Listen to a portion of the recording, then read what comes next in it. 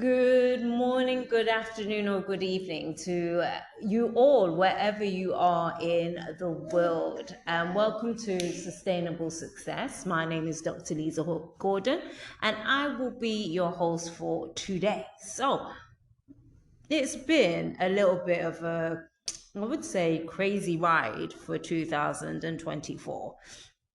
And on my journey to be building this business and learning more about the business and specializing in certain areas in the business, it's been a journey. Cannot say it's fairer than that.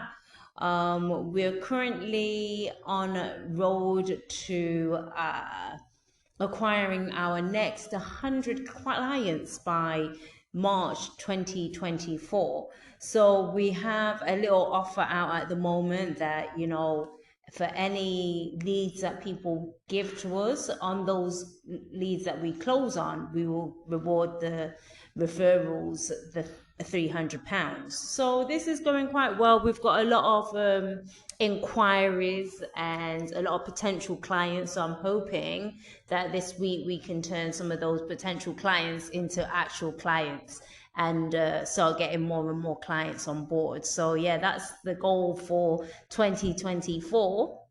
So lots of things, and then also I got a message from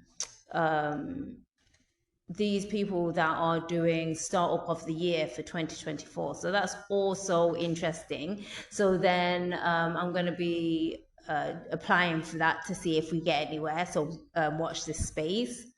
What other things have we got on? We've got the wellness project that we've been doing for the last year. And as you know, this project, I love this project, but it has been the bane of my existence.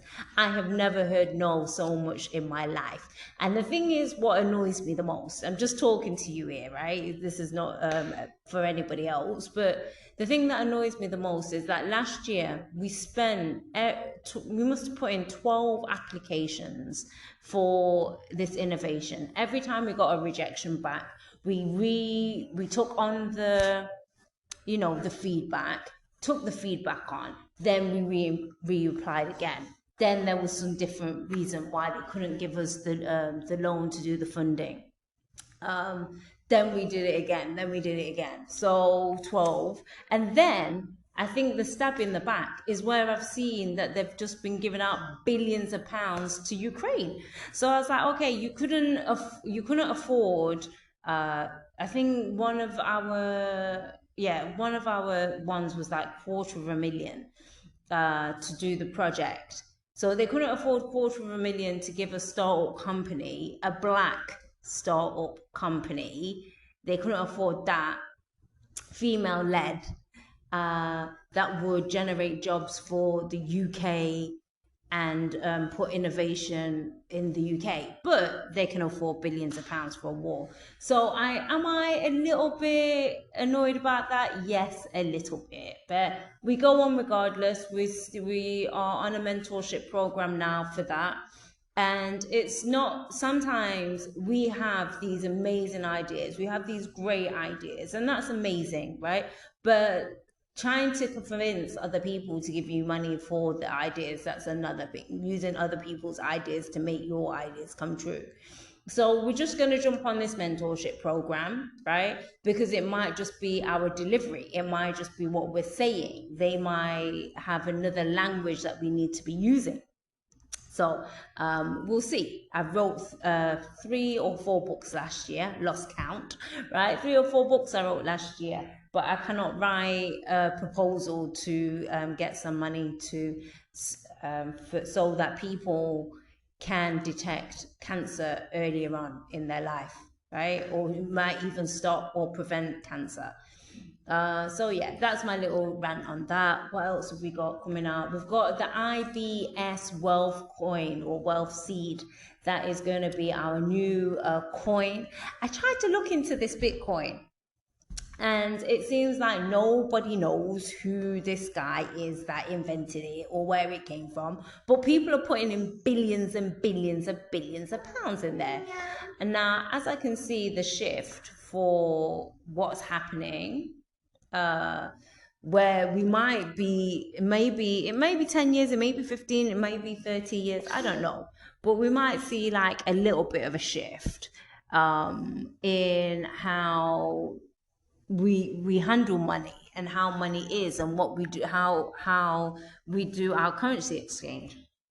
So that might be digital, it might not be. We don't know. We just have to keep our eyes open to see. So I want to be ahead of the curve in this. So we are developing a coin. And the purpose of the coin is to make sure that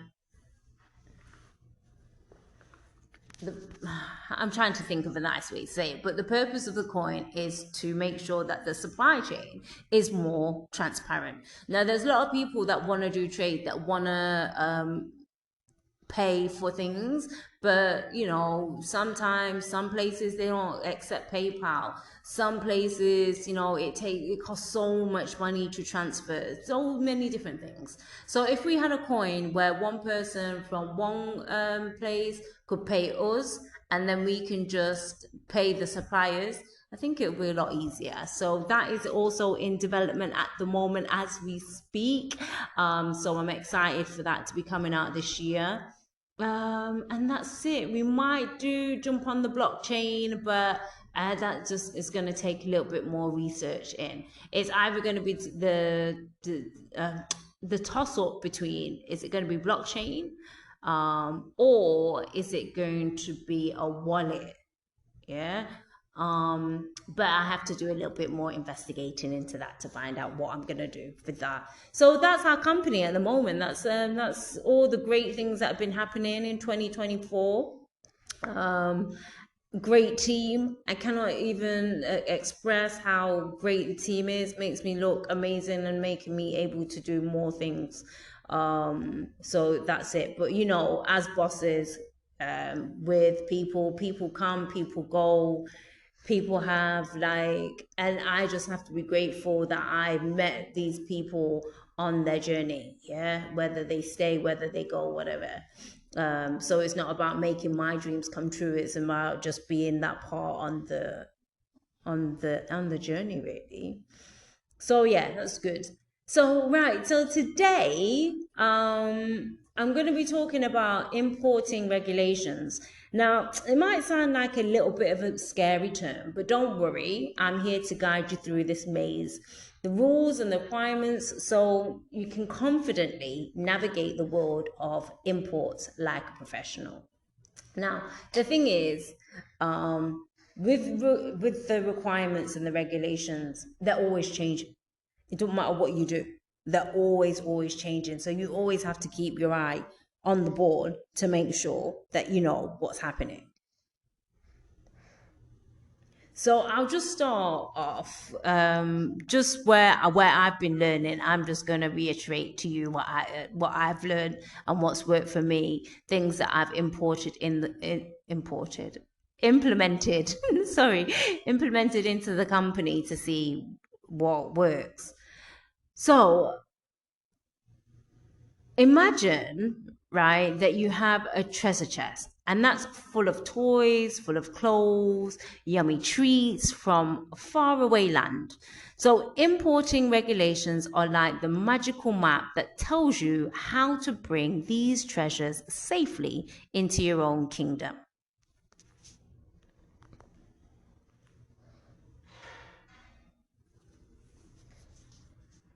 So importing is a little bit like when you have a guest from other countries and they come to visit your home. Now, instead of people, you're welcoming products like toys, clothes, and electronics.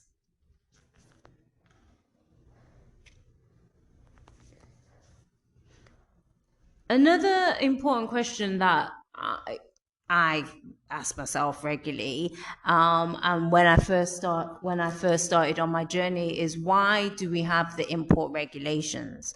Now, importing regulations, they exist to make sure that things that are coming in to our country are safe, they're fair, and they follow the rules. So just like I don't know how many of you out there are parents, but I am a parent, right? And I have rules at my home that keeps everybody safe, that keeps everybody happy.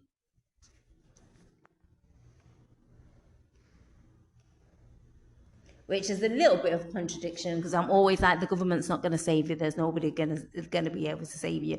And so, but like, yes. So it's a little bit of a contradiction, what I would normally say. So importing regulations are made by our wise leaders and experts who want to make sure that everything runs smoothly. And they're a little bit like the guardians of your kingdom. They keep an eye out to make sure there's no trouble.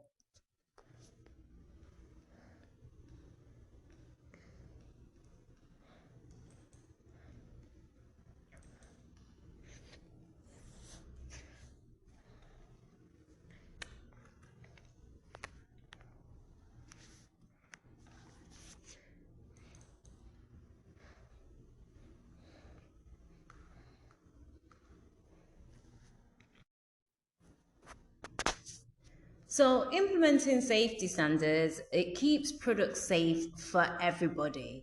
Importing regulations ensure that toys that are played with by your kids, clothes that we're wearing, gadgets that we buy, they're safe, right? And that they won't hurt you. And it's like checking that everything and every item and make sure that, you know, that it's not going to, to make sure that everything is safe, basically. So when tariffs and taxes, everybody needs to pay their share. I don't think anybody can get around taxes. Even China has implemented like the VAT of 8% now, right? So when it comes to visiting your country, they sometimes have to pay a little fee, and that's called the tariff or taxes. It's asking your guests to chip in for snacks or drinks when they come to your home to visit.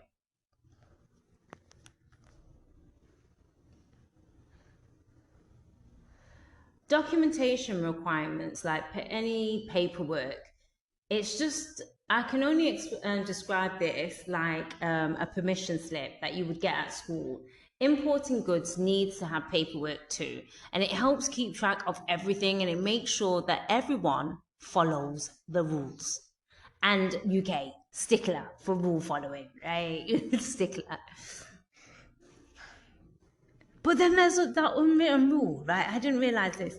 You know, I don't know if they still do this, but when we was growing up, right, I digress a little bit, right? But when we was growing up, if you went into the store and someone, say you had a trolley full of stuff, and the person behind you only had one thing, you would let that person behind you, right, go in front of you because they only have one thing, but you have like a million things. But you know, some countries, they don't do that. They really don't do that. They will have 100 things. They will see you behind with like one little like snack, and they will have 100 things in their trolley, and they will not let you go forward. Yeah, so importing is like making sure that everybody follows the rules. I digress a little bit.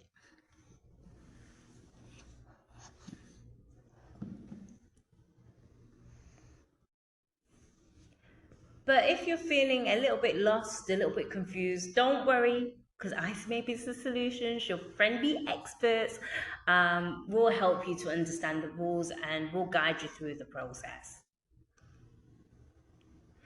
When we're thinking of tariff codes, you think it's like a little bit like a secret password that tells custom officers what your treasures are. So it helps them know how to treat each item properly.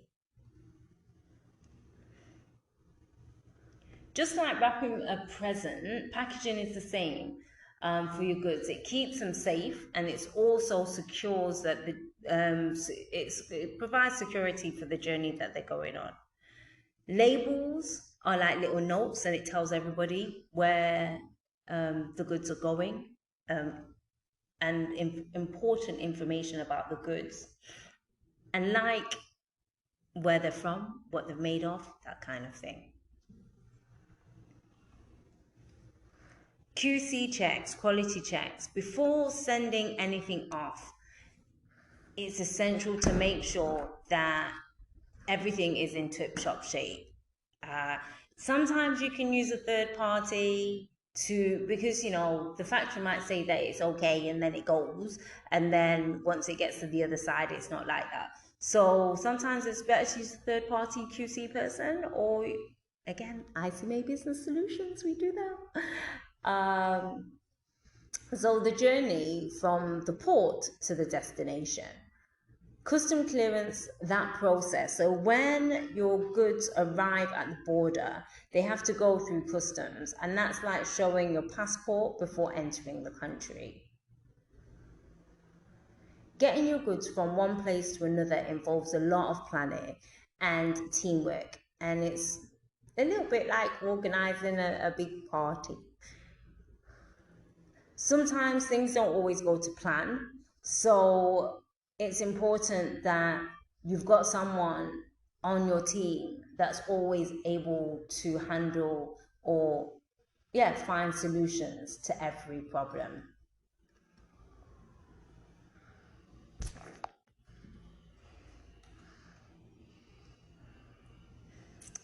If you feel stuck, or if you feel like you don't understand or you're a little bit afraid, just ask for help. You can seek legal advice. Again, ICMA Business Solutions, we're here to help, right? So you just have to reach out. YouTube is a good source of, a good source as well.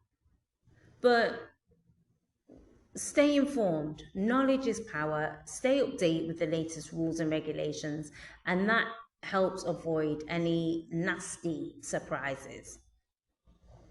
I can't stress this enough about relationships, having good relationships, building good relationships with custom officers, good relationships with your suppliers, good relationships with the importing. It just makes the journey a lot more smoother. It just makes a lot more smoother. So the world is always changing, and so are the import regulations. So stay flexible and adapt to the new rules as they come. They're always changing. Celebrate your victories, big and small, and every hurdle that you overcome is just one step closer to achieving the importing dream. So, this journey, it's the same like if you are an entrepreneur, they say your job is to solve problems. If you're the boss, your job is to solve problems. The book stops with you, so to speak. And it's okay to make mistakes along the way, right? Everybody makes mistakes. The mistakes that you make, it makes you stronger, and all you have to do is just keep it moving. Life's about that. Take a couple of knockbacks, it makes you stronger. And nobody likes to make mistakes. Nobody likes those feelings. Nobody, of course not. But it makes you stronger. So importing may seem like a little bit of a daunting journey, but armed with the knowledge and the preparation, you can navigate the seas of regulation with confidence. And remember, every challenge is an opportunity to learn and to grow. So that's it from me today. A little bit of a long one, but that's all. Like, if you want to know any more about importing, you want to talk to one of our consultants, you want to talk to me, just feel free just to send me an email or send me a DM, or just reach out, and then we'll see how we can help. So when you're ready to embark on your importing adventures, don't let regulations hold you back. Right? With the right guidance and mindset, you can turn your importing dreams into a reality. So start exploring today. Until next time, that is Dr. Lisa Gordon. We are out.